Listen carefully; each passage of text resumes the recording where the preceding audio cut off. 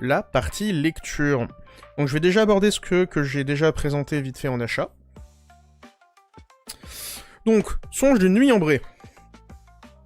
Un gros coup de cœur également de cette fin d'année. Je suis pas très porté sur l'alcool, qu'on soit clair. Mais j'ai trouvé le manga très très intéressant. Donc ça raconte l'histoire de Nana Kenzaki, qui est une office lady qui travaille dans une agence de publicité, qui est hyper compétitive entre les membres. Et malheureusement, cette personne, elle est très douée dans ce qu'elle fait, si bien qu'elle chope les éloges de son patron, et ça fait frémir de jalousie tous ses collègues qui lui font comprendre que les gens ne l'apprécient pas, parce qu'elle réussit. Donc elle est un peu blasée de son métier, de sa vie, du fait qu'elle n'a pas la reconnaissance de ses pairs, et elle va arriver par hasard dans ses déambulations nocturnes pour chercher un izakaya, en plein Kyoto, à l'Ours Polaire, qui est donc un restaurant qui est tenu par Ryuichi Nonami d'ailleurs, qui est donc cette personne, et elle va tomber amoureuse de la bière et des plats qu'il va lui préparer. Restaurant dans lequel elle va aller en même temps que donc le photographe qui s'appelle Tetsuo Ashikari. Et à la fin du premier chapitre, du coup, le restaurateur leur demande « S'il vous plaît, vous êtes un photographe et une personne spécialisée dans la pub. Est-ce que vous pouvez m'aider ?» Ou alors c'est l'inverse, c'est eux deux qui se proposent d'aider le patron de l'Ours Polaire à faire connaître son restaurant qui vient d'ouvrir, finalement, qui est assez récent. Et donc c'est sur ce synopsis, sur ce premier chapitre, que se base tout le manga. Et est purement un gourmet manga. Donc, on va en avoir pour nos papilles, surtout pour nos yeux, et qui va donc traiter en fait des accords plats bière. Ce qui est intéressant dans le manga, en premier lieu, dirons-nous, c'est que ça se base sur des vrais produits, pour le coup.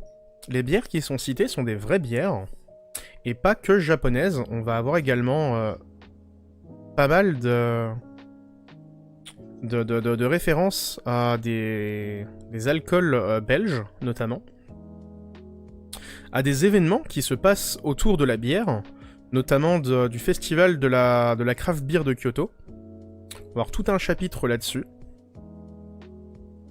Et donc je trouve que ça donne un certain intérêt au manga, du fait que ce ne soient pas des produits fictifs, et ce sont vraiment des produits qui existent, et qui, même si le manga ne fait pas l'apologie de l'alcool, de se dire, tiens, c'est marrant, l'auteur a sûrement goûté ses bières, forcément, il laisse transparaître ça dans ses personnages, il explique la fabrication, etc. Tiens, ce serait marrant de les goûter, typiquement. Et ça, je trouve, en fait, que ça fait une sorte d'apport de narration sur un catalogue de bières artisanales, et sur cette passion de la bière artisanale que je trouve vraiment très intéressant. Au-delà de ça, il y a quand même des points intéressants, notamment comment dire, cet aspect très social, finalement, de se retrouver autour d'un restaurant, qui est très très bien amené, de cette notion de partage, qui est très très bien décrit. Pour en plus accentuer cet aspect un peu la bière documentaire, on a tout en fin de chapitre, des grandes pages qui vont traiter de qu'est-ce qui a été dit dans ce chapitre, notamment les différents types de bières, par rapport au festival de Kyoto, va y aussi avoir des explications sur les produits, les matières premières de la bière, etc. Quand il y a une bière spéciale qui est décrite, l'auteur va parler de cette bière, de son histoire, etc. Donc il y a un aspect très documentaire en plus, qui, pour ceux qui ne boivent pas, finalement, d'alcool, ou très peu, ou ne connaissent pas l'univers de la craft beer, et bah, est très intéressant, finalement, je trouve. Alors, c'est des gros pavés de texte, finalement, qui ne sont pas obligatoires à lire, pour les avoir lus, pour le coup, mais qui, pour ceux qui veulent un peu plus plonger dans cet univers, il y a, du coup, cette aide, finalement, ces descriptifs, qui vont plonger un peu plus sur l'aspect qui est présenté dans le chapitre. En petit point négatif, je trouve qu'on est sur des traits très légers. Pour le coup, comme j'ai déjà dit dans des épisodes précédents, moi je trouve que ça se joue surtout au décor. Et on a beaucoup de gourmet manga qui ont des décors sublimes. Où tout l'ensemble, le plat, les personnages, le décor est très bien amené. Là, je trouve que c'est un peu léger pour le coup. Dessiner une bière, c'est compliqué finalement. Ce n'est qu'un liquide avec de la mousse au-dessus, donc on voit que c'est assez simpliste. Même les plats qui sont présentés, là il y a quand même une grosse aspect restauration, sont assez légers. Et au niveau des trames scénaristiques, bah, c'est assez classique pour du gourmet manga pour le coup. On va avoir le critique gastronomique qui vient, on va avoir le festival est traité finalement de manière très très classique, avec les personnages qui se retrouvent au bord de l'eau à la fin. C'est du vu et revu pour le coup, on soit d'accord. Mais le fait que ce soit traité autour de la bière, sur ce premier chapitre, je trouve que ça a son petit aspect originalité. Et vu que le manga est très très accentué finalement sur cette bière, je trouve qu'il a un intérêt à être lu. Ça aurait été sur la street food asiatique, japonaise. Bon, il y a Oshinbo qui existe, il y a une compilation en anglais de tous les meilleurs chapitres sur la street food japonaise. Pas s'embêter à acheter ça. Mais là, du coup, le fait que ce soit sur un sujet très spécifique, et qui pour le coup, sur lesquels les Japonais ont une vraie expertise, car ils ont vraiment un savoir-faire de l'alcool et de la bière, qui est, je crois, quand même la boisson la plus consommée alcoolisée au Japon, et bah c'est intéressant et d'avoir leur point de vue, qui est très différent de l'Europe, pour le coup, et surtout de la France / Belgique, qui ont quand même un très grand savoir-faire en bière, notamment dans le nord de la France, et dans la Belgique, et en Allemagne également. Dommage, la bière n'est pas offerte avec le tome. Oh. Ça ferait pas cher ta bière en vrai, hein, ta pinte. Ça ferait pas cher ta pinte. Est-ce que c'est une recommandation?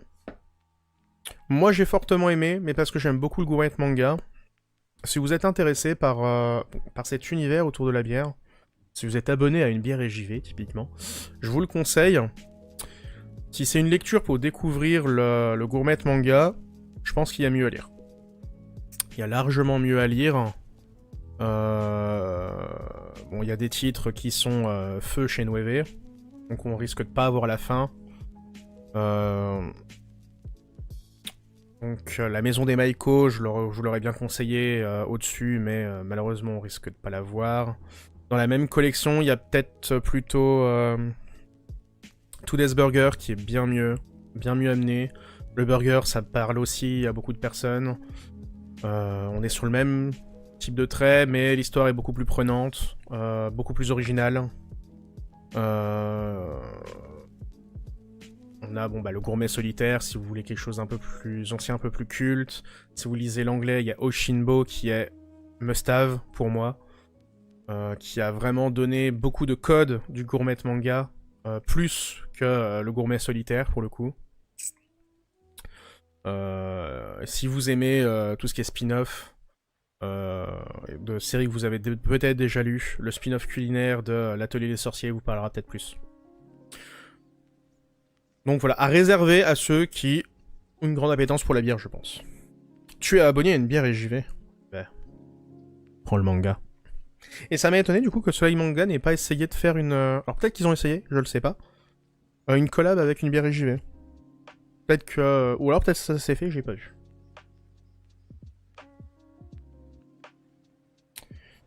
Ensuite, on va parler de Poor Little Mina. Qui est une déception. J'ai jamais été autant déçu d'un manga de Moonlight. Et pourtant, Studio Cabana, je le porte pas dans mon cœur. Studio Cabana que j'ai toujours pas continué d'ailleurs. Je suis toujours bloqué au tome 2. Faut que j'achète les autres tomes. Pour Little Mina, c'est un recueil d'histoires courtes. En fait, il y a 2 histoires dans le manga. La première, qui est donc l'histoire qui donne son titre au bouquin, qui est pour Little Mina. Il parle donc de Mina, qui est une fille malade, qui va avoir un regain de santé juste avant son décès, et qui va pouvoir sortir une dernière fois pour aller pique-niquer avec ses parents. Va rencontrer un homme qui va lui offrir une bague avec un rubis de souvenir. Et qui va être au final le seul contact qu'elle va avoir avec le monde extérieur. Et va mourir avec des regrets. Le regret de ne pas avoir pu faire plus connaissance de cette personne. Et va, malgré elle finalement, le maudire. Et en restant à son contact, va lui pomper son énergie. Et dans ces histoires, il y a plusieurs personnes qui peuvent voir les fantômes. Et finalement, Mina va... son souhait, en fait, c'est de ne pas mourir seule, de ne pas partir seule. Et va pas se prendre d'affection, mais va être aidée par une personne qui peut la voir. Et qui est un ami de la première personne maudite qui va l'aider, et va lui dire non, faudrait que tu te pars, sinon il va mourir, c'est pas cool. Et Mina dit oh ok, c'est pas cool. Et donc va suivre cette femme qui peut la voir et lui parler. Finalement, cette femme, elle aussi, va commencer à dépérir. On l'a vu un peu plus tard quand j'ai tourné les pages. Voilà, ses joues vont se creuser, être de plus en plus malade. Et finalement, le mari de cette personne voit... Enfin, le futur mari de cette personne, ou son frère, je sais plus. C'est dire l'intérêt que j'ai eu pour le titre. Va voir qu'il est malade et va faire en sorte de pouvoir voir Mina pour lui dire franchement, est-ce que tu peux te casser? Et finalement, elle va se casser. Je sais plus pour quelle raison, elle va finir par se casser. C'est vraiment juste une histoire triste pour être triste, pour le coup. Ça fait un peu nouvelle anglaise. Du 18-19e. Qui se finit sur un truc un peu touchant, voilà, Mina qui découvre qu'en fait, en effet, les personnes qu'il aimait partent pas seules, et voilà, va finir par partir. Vraiment, j'ai trouvé ça... Alors c'est pas que c'est pas intéressant, mais déjà je m'attendais à plus. Ok, c'est sympathique comme histoire, mais... c'est plat, quoi, Ok, c'est une petite fable, finalement, une petite nouvelle. C'est peu intéressant. Le style graphique est bon. Il est sympathique, c'est original. Mais bon, ça casse pas 3 pattes à un canard non plus. Et sur la deuxième histoire, voilà, immense C.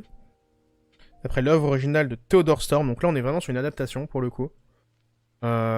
Qui en fait les souvenirs d'un vieil homme sur son amour d'enfance, qui est une fille qui va être mariée à une autre personne. Ce vieil homme qui, dans ses souvenirs, raconte en fait l'évolution de leur relation quand ils sont séparés, quand ils sont revenus, puis finalement qu'il a découvert qu'il allait se marier avec quelqu'un d'autre. Il y a un petit aspect fantastique aussi de souvenirs. Voilà, il y a cet aspect... le lotus qui brille, qui est une métaphore du bouquin. Bon voilà, c'est une nouvelle quoi, c'est sympathique, mais en manga, je trouve que ça a très peu d'intérêt. C'est poétique, mais totalement creux, finalement. Moi, ça m'a pas trop touché, en tout cas. Je pense qu'il y a des personnes qui pourront, notamment plus sur la deuxième, aimer ce type d'histoire de... finalement, les regrets d'un vieil homme.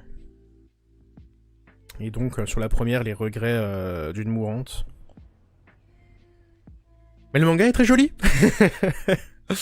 Voilà, que dire de plus. Pour Little Mina, pour moi, c'est mie de pain. C'est pain de mie de chair. Je vais attendre que vous ayez la fin de votre coupure pub. Pour continuer.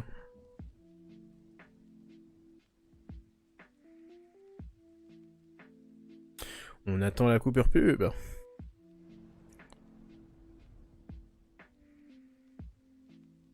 Et attention, c'est la fin de la coupure pub. Félicitations, votre coupure pub est terminée. Donc on s'est rien dit pendant les 30 secondes de la pub. Mais voilà, bon, pour moi c'est... C'est pas que c'est pas bien, c'est que c'est... Vous avez mieux à acheter. Honnêtement, vous avez mieux à acheter. Ce genre de nouvelles, bon, c'est du classico-classique. Que ce soit la première ou la deuxième. Mais présenté dans un joli écrin. D'autant plus que l'autrice, je sais qu'il y a eu un petit scandale sur un autre éditeur qui l'édite, avec le fameux bouquin qui avait une erreur de prix, qui était facturé 20 € en librairie, mais qui finalement la semaine d'après était plus qu'à 13. Un peu l'emmerde pour cette autrice. Voilà, je vous le conseille pas, honnêtement. Et moi je vais le garder parce que je fais une full collection, un full set de Moonlight, parce que j'aime bien ce que ça représente et que je suis un énorme connard. Jadougar, je vous l'ai plus ou moins présenté. Je saurais pas quoi dire de plus. Le petit monde de Kabocha. Donc, comme je vous l'ai dit en achat, c'est un des rares Daisuke Igarashi que j'ai vraiment bien apprécié. En le full setter, et oui. Full set. C'est le seul que je full set. Daisuke Igarashi. Donc, comme je vous l'ai dit, j'ai en introduction de la critique sur la partie achat. Moi, je suis assez hermétique à son style. Alors oui, c'est original. Son trait. Oui, il n'y a que lui qui fait du Igarashi. Il n'y a que Daisuke Igarashi qui peut faire du Igarashi. Mais qu'on soit d'accord, à un moment, que c'est laid. Non, je déconne. C'est pas laid, mais c'est pas une proposition artistique qui, notamment au niveau des personnages, moi, me plaît. Voilà. Par contre, pour tout le reste, tout ce qui est animaux, etc., j'adore son trait. Les décors, surtout, les décors d'Igarashi, c'est très très beau. Mais les personnages humains, moi, j'ai du mal. Comment on l'a regardé, enfin... Je vais pas dire qu'il dessine mal, c'est pas vrai, mais je pourrais pas faire ça, moi. Mais dans les proportions, dans la morphologie, moi j'aime pas. Les personnages d'Igarashi, je ne les aime pas. Mais ce qu'il raconte et les messages qu'il véhicule, ça pour le coup j'adore. Et alors je vais peut-être faire un peu mon campagnard, ou mon citadin, à l'inverse. Mais je trouve que dans ce que je lis d'Igarashi, surtout dans Petite Forêt, qui est quand même le cœur du sujet, un petit peu dans Les Enfants de la Mer, Remember le full set Isekai. En vrai, je l'avais tenu, le full set Isekai, jusqu'à ce que je dise, franchement, Mushoku Tensei, jamais de la vie. Je trouve que dans les titres d'Igarashi, il y a vraiment cette vibe de le retour à la campagne, le retour à des choses simples, la beauté de la nature, et ça c'est vraiment quelque chose que j'adore chez Igarashi, et c'est pour ça que je continue de le lire, quand bien même j'ai du mal à le lire. Je trouve que c'est quelque chose... Alors pas qu'il se perd, je vais pas faire mon vieux ex-campagnard de merde, ou un homme à valeur... mais c'est quelque chose, c'est une vibe que j'adore retrouver chez Igarashi. Et donc là, dans le petit monde de Kabocha, le fait de suivre la vie simple finalement d'un homme à la campagne avec son chat, c'est vraiment juste, rien que ça, c'est les histoires, c'est vraiment une personne qui décrit les comportements de son chat dans une nature, et ben je trouve ça vraiment sympa. Il n'y a pas de grandes histoires, il n'y a pas de le personnage perd son chat, non, c'est vraiment juste... bah, y a mon chat, il est parti. Puis des fois, bah, il revient. Super. Mais c'est raconté d'une façon qui... ça respire la douceur, le bien-être. Et c'est pareil, c'est ce genre de lecture que moi j'adore et que je veux vous présenter. C'est pour ça d'ailleurs que je vous le présente. Et comme je disais, en plus, on a de magnifiques pages colorées, colorisation, qui là, pour le coup, je trouve que ça apporte vraiment quelque chose dans son style. Je les aime beaucoup.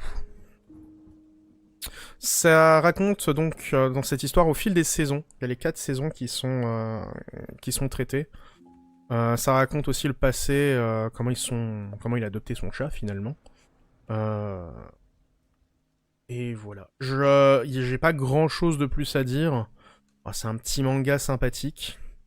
Ça me permet de parler de la collection Le Renard Doré, qui est vraiment une collection que je trouve très très bonne. Il s'adresse à tous les âges. Dans la communication, c'est très orienté enfant, je trouve. Notamment au tout début, les communications Le Renard Doré, c'était très... Il manque une vraie proposition artistique, poétique pour les enfants. Avec la collection Le Renard Doré, on va tenter de le mettre en avant. Mais c'est que des seinen, finalement. Donc ça s'adresse tout autant aux adultes. Et je pense que c'est une bonne petite série. C'est pas trop cher en plus. Voilà, c'est 11,90. Ça pourra faire plaisir autant aux petits qu'aux grands, je pense, si vous devez l'offrir. Et si vous aimez les histoires de chats, hein, tout simplement. Alors je sais qu'il y en a des millions, des histoires de chats, c'est peut-être pas la plus originale, mais c'est sûrement l'une des propositions artistiques, en tout cas, qui vous fera le plus plaisir si vous aimez Daisuke Igarashi, et si également vous aimez les traits un peu originaux. Et je crois que je vais être très consensuel finalement sur cette phrase, parce que bon, oui, c'est un manga de chat avec Daisuke Igarashi, on ne pouvait pas en attendre plus. Les full 7, je suis ça te force à acheter des trucs que tu aimes pas, c'est pas top. Alors, bon allez, on va reprendre sur cette grosse divagation. Je sais même plus où on en était. Monster Med. Bon, je vais vous en reparler un tout petit peu du coup. Donc je disais cette histoire de Nekomata, donc de chat qui à sa mort se transforme en humain. Et qui va être recueilli donc par le prince du royaume des démons, parce qu'il y a des royaumes de démons de partout de nos jours, dont le pouvoir de son père de souvenir s'est fait disperser et qui doit le récupérer. Je crois qu'à un moment on parle de son frère aussi. Enfin, ça vous donne un peu mon intérêt, mon niveau implication dans l'histoire. En vrai, je trouve que ça marche parce que c'est des chapitres qui peuvent se lire indépendamment. Ça me fait un peu penser au type de narration dans Wandering Witch, typiquement. Le personnage est un peu gaffeur, donc c'est un petit peu... C'est mignon, finalement. Les planches, on a des assez jolies, notamment là avec celle que je viens de montrer avec la faux. Bon bref, il y a des planches assez jolies. L'histoire avec la petite gamine, moi je l'ai trouvé cool. Voilà, ça casse pas 3 pattes à un canard. Comme je disais sur la partie achat, vous êtes une agence de med qui rend service. Pourquoi il y a que les méchants de l'histoire qui ont besoin de med? S'il vous plaît, l'auteur, t'aurais pas pu trouver autre chose? Les rendre des espions, je sais pas. Des ninjas. Et t'aurais appelé ça ninja, je sais pas, en français. Non, vraiment, il y a des facilités qui ne marchent pas, mais alors vraiment pas. Les histoires, bon, ça reste de l'épisodique banal, mais c'est sympathique à lire. Ça pioche pas mal dans le folklore japonais, dans le folklore européen également. Donc il y a quand même des petites sources d'inspiration. Et voilà, c'est... ça, si un jour je décide de revendre du Slice of Life Fantasy, c'est un des premiers qui part, pour être honnête. Parce que c'est pas ce qui est le plus intéressant. Donc c'était juste pour étayer ce que je disais dans la partie achat. Nicolas, bon, je vous l'ai déjà dit en long, en large et en travers, donc on va pas repasser dessus, juste lisez-le. Comme je disais en introduction du live, j'ai lu tout un arc de Shadow House. Donc les 11, 12, 13 et 14. Donc on part sur un arc, alors sans trop spoiler, on sent qu'on est sur un avant-dernier slash avant-avant-dernier arc, où Emilico et... c'est Rose de souvenir. C'est bien, il y a tous les personnages au début. Kate et Emilico sont dans un... Le but de l'arc, en gros, c'est... au niveau des adultes, il y a des plans qui se fomentent. Les adultes savent qu'il se passe des trucs louches, pas cool, chez les enfants. Et Kate et Emilico doivent se mettre dans la poche un maximum de personnes, plus haut gradées, suite à ce qu'ils ont découvert à l'arc précédent, et à essayer finalement de monter dans les échelons, trouver un moyen finalement de se libérer de tout ça. Et donc c'est un arc où les porteurs d'étoiles, qui sont les enfants qui dirigent les tâches des enfants, vont être dans une posture délicate. Et donc Kate et Emilico et tous leurs amis vont essayer de tirer leur épingle du jeu pour résoudre les soucis dans le dos des adultes, vu qu'ils se font un peu beaucoup plus surveiller à ce moment-là, se faire des nouveaux alliés, et pourquoi pas monter en grade. Spoiler, c'est peut-être la fin de l'arc. Arc était assez cool, que j'ai trouvé moins bien que les deux arcs précédents. Pour le coup, il y a de l'action, mais un peu moins. On est sur une enquête de fond, sur le fond de ce chapitre. Il y a de nouveaux personnages qui sont introduits, de sacrés salopards, visiblement, qui tentent, au sein même de la catégorie des adultes, de se foutre des bâtons dans les roues entre eux. Et donc on a cette surcouche de les adultes se foutent des bâtons dans les roues, en plus de les enfants essayent de s'échapper, entre guillemets, et d'en apprendre plus. De ce que j'ai compris, ouais, c'est l'avant-avant-dernier arc. Cette musique ne va pas du tout avec l'ambiance. C'est l'avant-avant-dernier arc. Comme je disais, j'ai quand même apprécié. Mais du coup, je pense que la fin, ça va être... ils vont jamais arriver au stade adulte, finalement. Là, l'arc qui semble arriver, ça va être autour d'un personnage qui est un peu teasé dans cet arc, justement. Un personnage assez mystérieux qui est censé être un adulte, mais qu'on comprend que peut-être il est mort et peut-être pas, finalement. Enfin bref, ça, je pourrais pas en dire plus. Mais... visiblement, il va avoir cet arc avec ce personnage, et encore un arc, et normalement, c'est la fin. Donc je sais pas trop où va mener le manga, je me laisse un peu porter. En tout cas, c'est une lecture que moi j'apprécie fortement. Comme je disais, grosse vibe, Promise Neverland, Couvent des Damnés, qui moi, c'est des lectures qui m'ont passionné, pour le coup. Alors, le Couvent des Damnés, Promise Neverland, je n'ai regardé que la première partie de l'anime, la partie qui est bien. Où c'est vraiment du huis clos, avec des magouilles. Il y a un petit peu d'action. Comme je disais au début, c'était très slice of life, et on s'en détache un petit peu plus. Mais finalement, c'est quand même une lecture que je trouve cool. Je suis rentré par la partie slice of life du manga, qui était les 2-3 premiers tomes en gros. Et on s'en détache très fortement, parce que c'en est plus du tout, c'est vraiment un manga mystère, drame, enquête, quoi, en gros. Mais c'est bien amené, les personnages sont cool. Il y a beaucoup trop de personnages par contre. Oh, c'est chiant de se souvenir des personnages. De qui a fait quoi avec qui, c'est quoi leur relation, enfin bref. Heureusement qu'il y a les pages de résumé. Oh, je vous jure. Parce que c'est compliqué. Et voilà. Très bon manga. Je continue toujours avec plaisir à le lire. Vu que je les lis par arc, là je vais attendre les sorties des prochains. Donc en théorie, j'ai le 15, que je vous ai montré tout à l'heure. Je vais voir jusqu'à où va l'arc, ça va peut-être être 16, 17, 18. En général, c'est 4 tomes par arc, j'ai l'impression.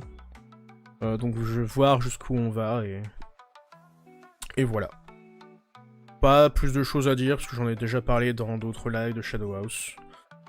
Lecture de fond finalement. Un peu fil rouge de l'émission. Mais qui me plaît toujours autant.